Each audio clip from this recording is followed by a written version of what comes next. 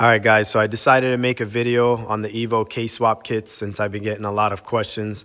It'll be a lot easier to go over everything and explain and show you rather than trying to type everything up in a description. So basically in this video, I'm going to show you guys the completed product. I'm going to go over my kit, show you exactly what it includes. People think it's just the mounts that I've been posting. There's a lot more to the kit than simply mounts.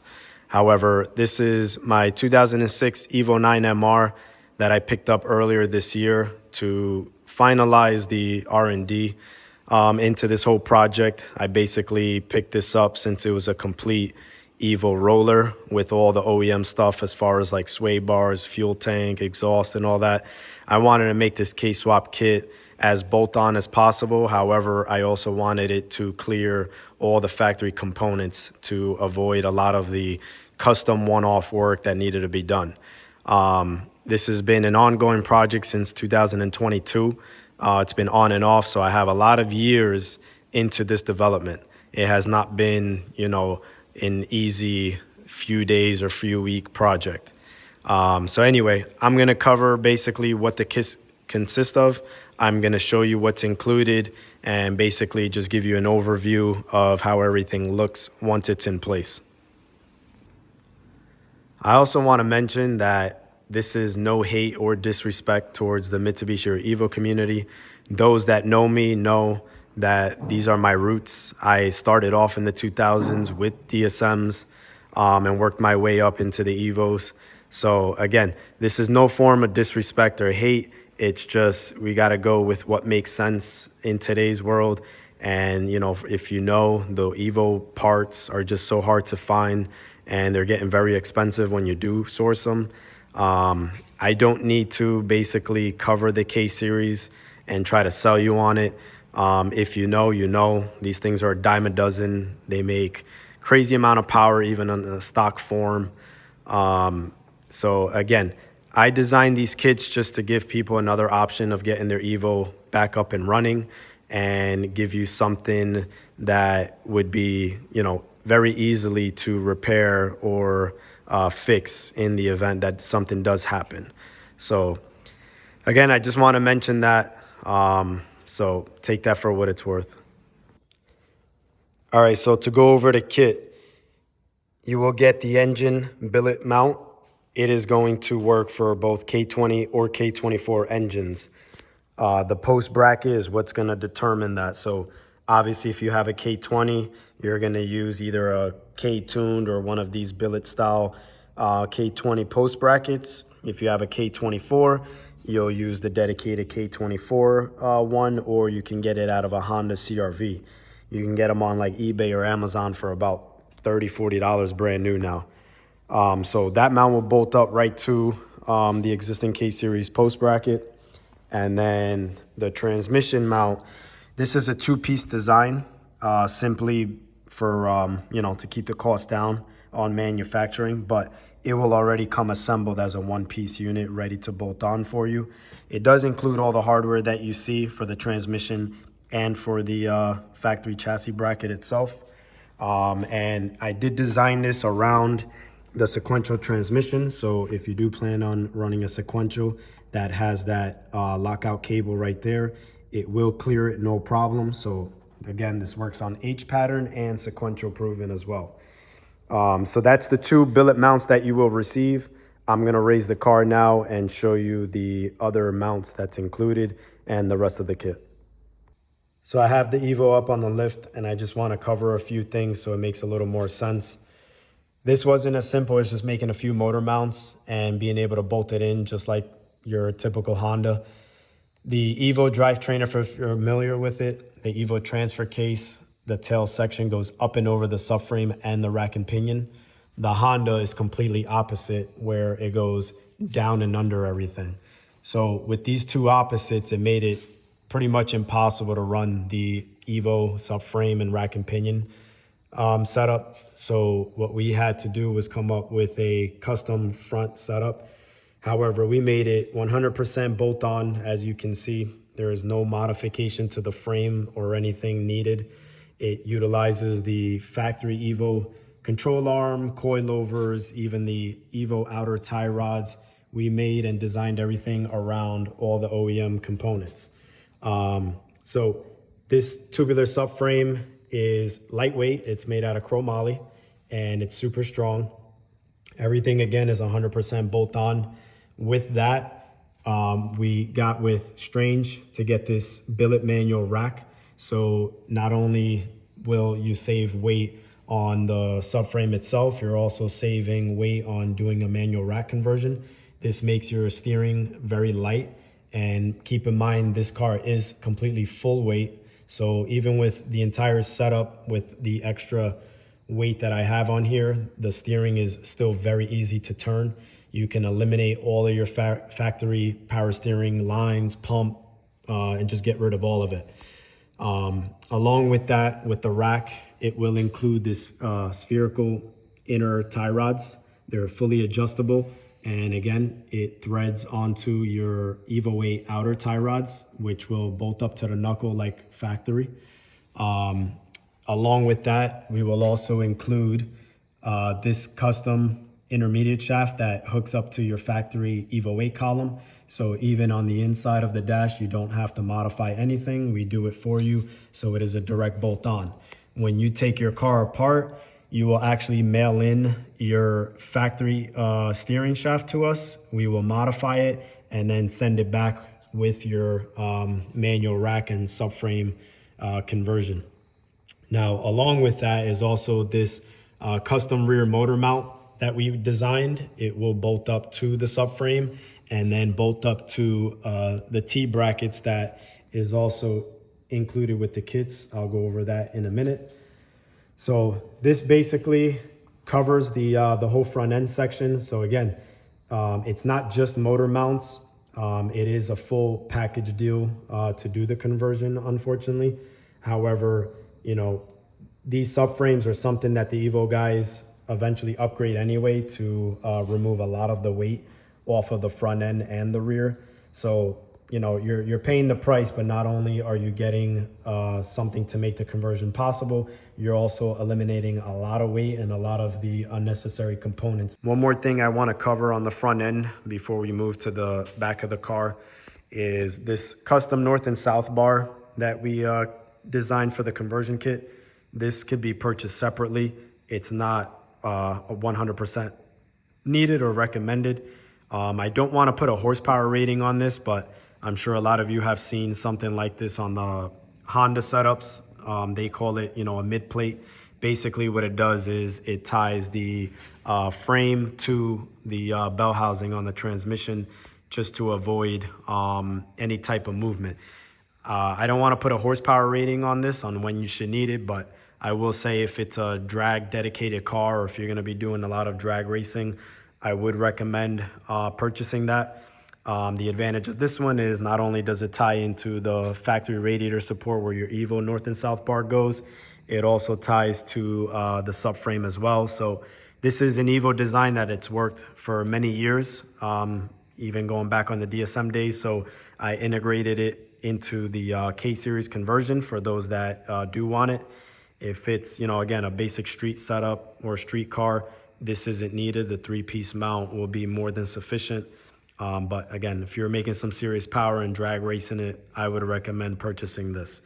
The advantage is, along with the kit, everything can be purchased separate. So if you can't afford everything at once and want to piece it as you go, you can buy the motor mounts separately. You can buy the front subframe separate. You could buy the rear subframe separate. You could buy the north and south bar separate. So everything will be able to be purchased separately. You don't have to buy everything all at once for those that are trying to do it on a budget or save up along the way. But I did want to cover that and mention it. So I'm going to move over down to the back of the car and show you what we got going on in the rear end. All right, so now we're going to be moving on to the rear portion. The rear subframe is also made out of chromoly, just like the front. So it's super lightweight, super strong.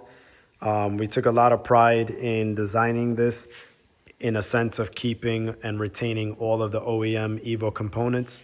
So this subframe allows you to utilize the factory upper and lower control arms, coilovers, rear sway bar if you decide to run it, and best of all, the OEM factory Evo gas tank, as well as the factory filler neck. This is all laser cut and precise, so it retains all of the OEM camber bolt adjusters. So this is a very nice piece, and when designing it, we had to come up with a rear differential we were going to use.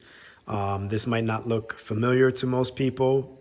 So the options were either a CRV rear differential, which we know does not really hold up much power at all.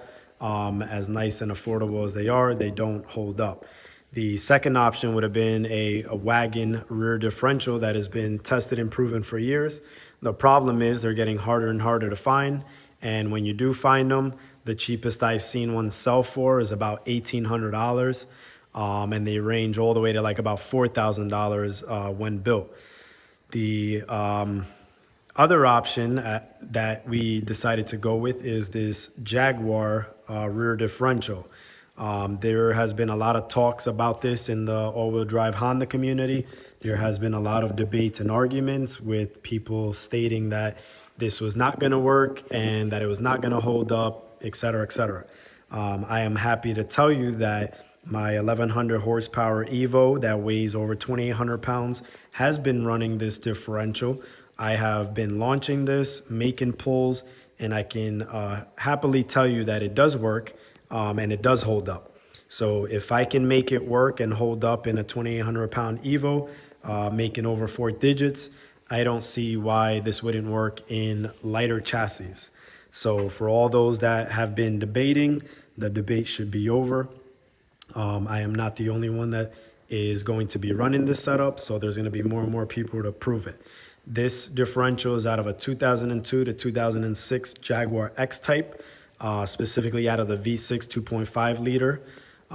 These can be found as little, from what I've been told, as like $120 at a local junkyard.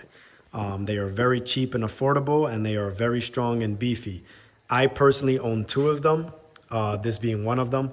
I've paid at the time about $330 shipped to my door off of eBay. I just simply did not have the time or the resources to go out to a local junkyard. However, again, $300 shipped to my door for a 33,000 mile rear differential sounds like a great deal to me, and makes this a bit more affordable into doing the whole conversion kit. The advantages of this is that it uses a 253 gear ratio. That is the same as a Honda CRV and Honda Wagon. It is a perfect combination for the transfer case ratio, so there are no issues in running this setup here.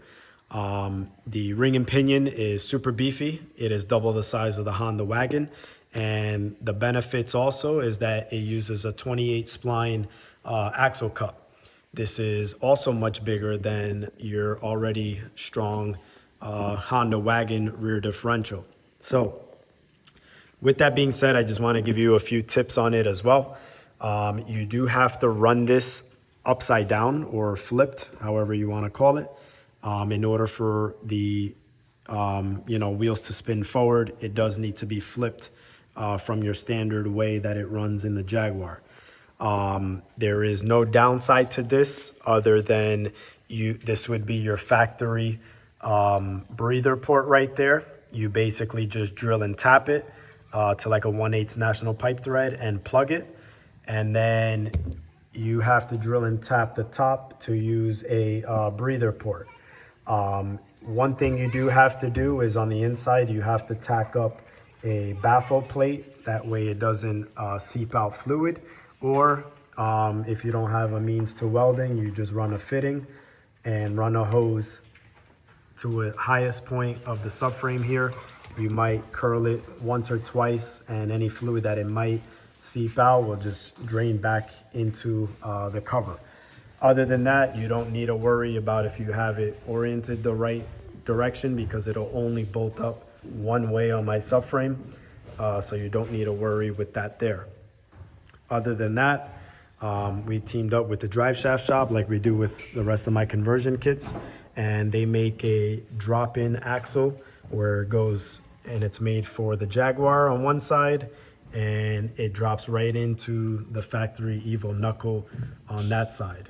If you can see, they still retain the ABS ring for those that want to keep ABS, or if you want to run a Hall effect speed sensor like I have here, you can use it for that purposes. So again, Driveshaft Shop makes the axles. They are direct drop-in. When you purchase the kit, you can reach out to them and place your order on that. Other than that, it retains, again, all of the factory components. If you do decide to run a rear sway bar, the only thing you have to do is just trim the bracket on a 45-degree angle like so for it to clear the tubular bar right there. Aside from that, everything is what you see. All right, and now as far as drive shaft, there's gonna be two options. This one here for the street, I'm running the S1 built 3-inch 1310 stage 3 drive shaft with the 60K viscous coupler. For right now, I just made custom brackets bolting to the factory drive shaft points on the Evo.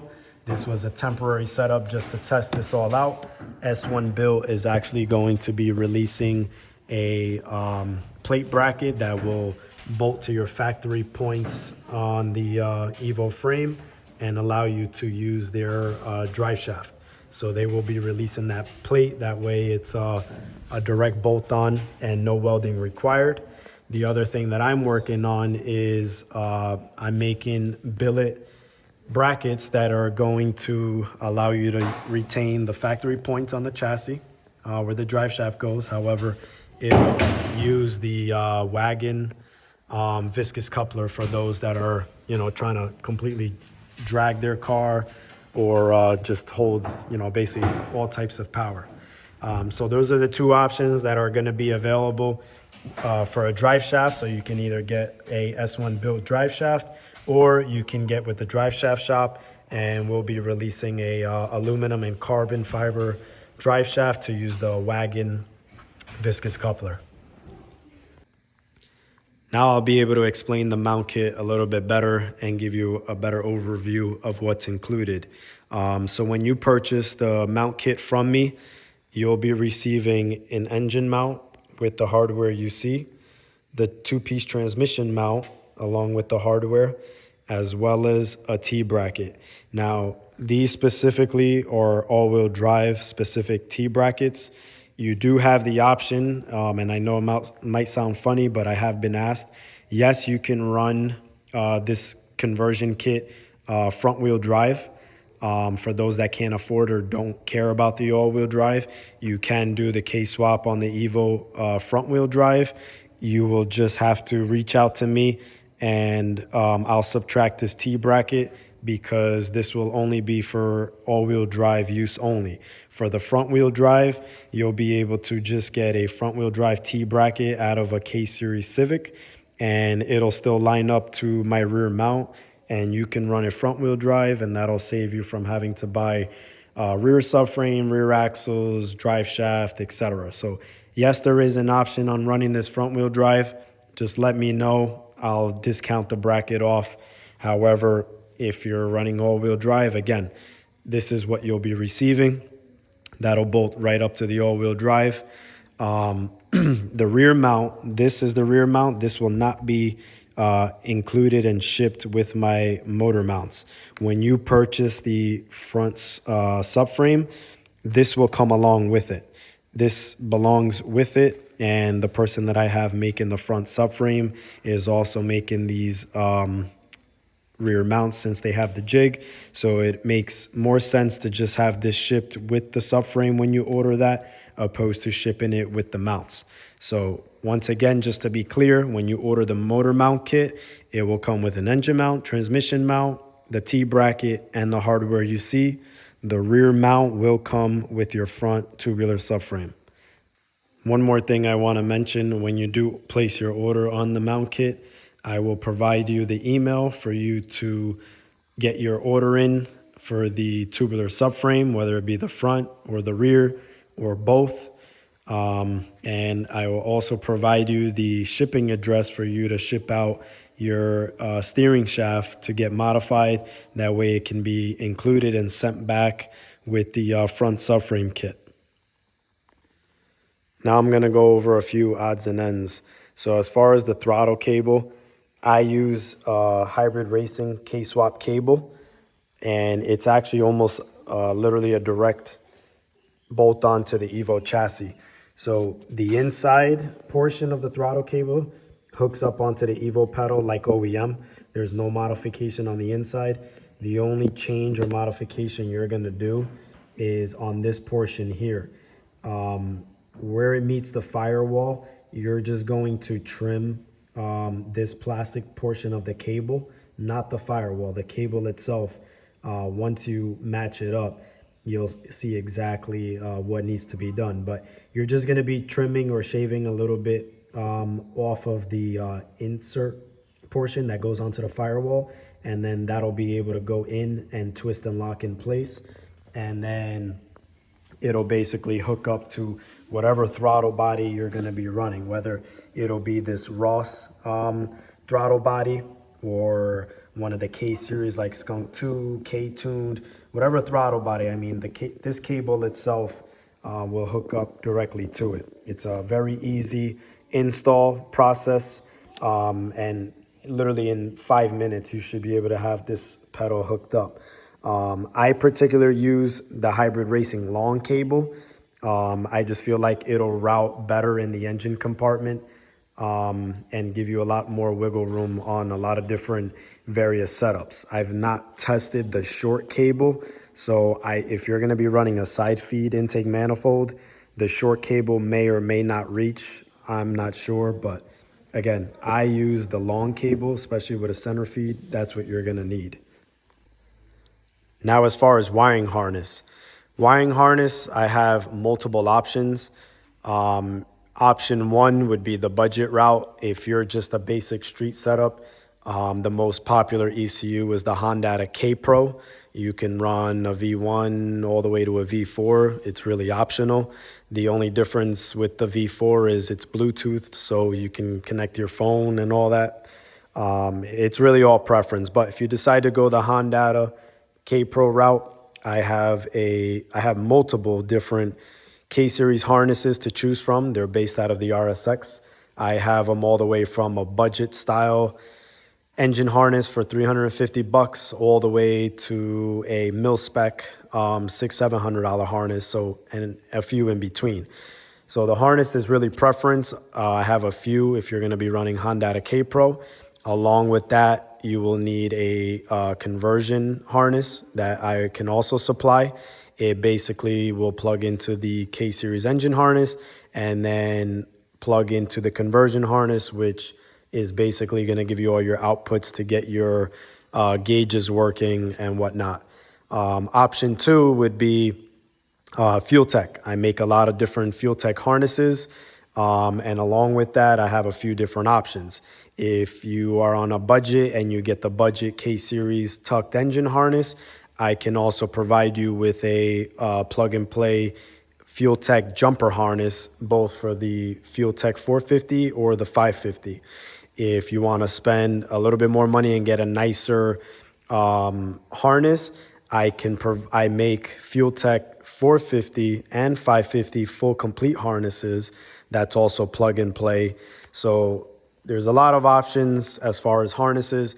It basically will depend on your goals and your setup. If you message me, I can point you in the right direction if you tell me what your goals are and what you're trying to accomplish, and I can get you fitted with an engine harness that'll match your needs. Now, when it comes to the wiring, the factory Evo harness actually has the wiper motor harness integrated into the engine harness. As weird as that was, it's not part of the chassis harness. So if you do plan on retaining wipers, you will have to open up your factory Evo harness, or you can just, find a junk one that's either burned or has issues and just remove the wiper motor connector out of it with the wiring. That will have to be ran separately. Depending on how well these kits sell, If there's a lot of interest on these K-swap kits, I can make a separate plug and play harness specifically for the wipers. That way it totally avoids the need of having to, cut into your Evo harness just to get the wipers working. But again, it would only make sense if this becomes popular, because it would just cost way too much to make one or two harnesses, opposed to if I mass produce them, it can just become a lot more affordable and make more sense. But if I only sell a few kits, it just doesn't make sense for me to get into it that deep. So, that might be something that might come for the future. But as of right now, if you want your wipers working, you do have to remove that wiring portion from your factory engine harness. Other than that, I do have AC kits in the work that will be released soon. I have gotten with DC5 Creations, and something that he's already been using, which is his Evo AC tucked line kit. It basically connects onto your AC evaporator in there on the firewall. The hoses actually come and run behind the fender. They're completely tucked just to give it a cleaner look. The only difference is the lines are specifically made to hook up directly to a K-Series AC compressor. I just got to hook up the last line here, but these AC kits are in the works. So these will be available on the market to literally complete the whole swap for those streetcar guys that want to run AC. This kit will use your factory AC condenser. So this will be another plus to really complete the the conversion kit if you're one of the streetcar guys that just wants all the luxuries. Moving on to the shifter. My car is not a good example as I'm running a sequential transmission. However, if you run one of those billet shifter boxes like that one up there, or an OEM one like that, but if you run that style, that would be a shifter option for you to mount onto the factory chassis there. And the advantage with that is, since the Evo already uses shifter cables from the factory, you can actually feed the cables through the factory opening. Let me see if I can get a good shot of it.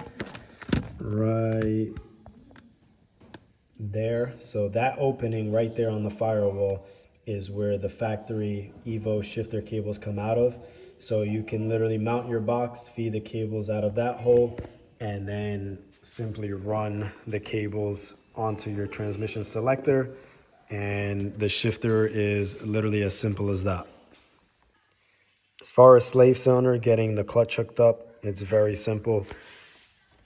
That's the factory clutch master cylinder right there. They already make steel braided clutch lines for the Evo, so you would basically still use the same kit that they sell, like I have. It's basically a two-piece design. It has the fitting there to hook up to the factory bracket, and then the other end will come down and it'll be, either a 3AN or 4AN steel braided line, depending on the kit you use.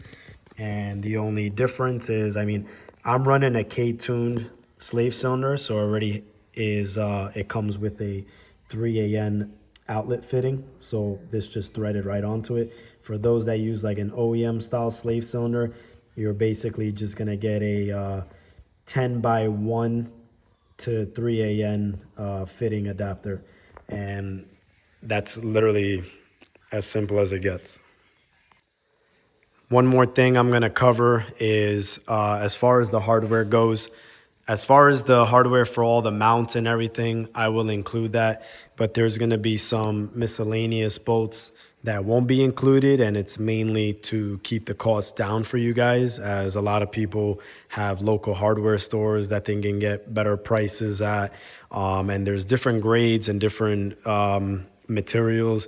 So a lot of the hardware, I'm going to leave it up to you guys. I do have the specs as far as size and thread pitches and everything that I will be able to provide to you, But, you know, such hardware as like the front subframe, like where it bolts to the chassis, you can reuse your OEM one. So, you know, that's going to keep the cost down of having me include it. The rear subframe, the majority of them, all the main ones you can reuse. There are some that will have to be shorter, so you'll have to source that. Such bolts for like the rear differential in the back, that, you know, hold the differential itself to the subframe. You'll have to source that on your own as well. Again, this is to help keep the cost down for you guys, and you can easily source it locally.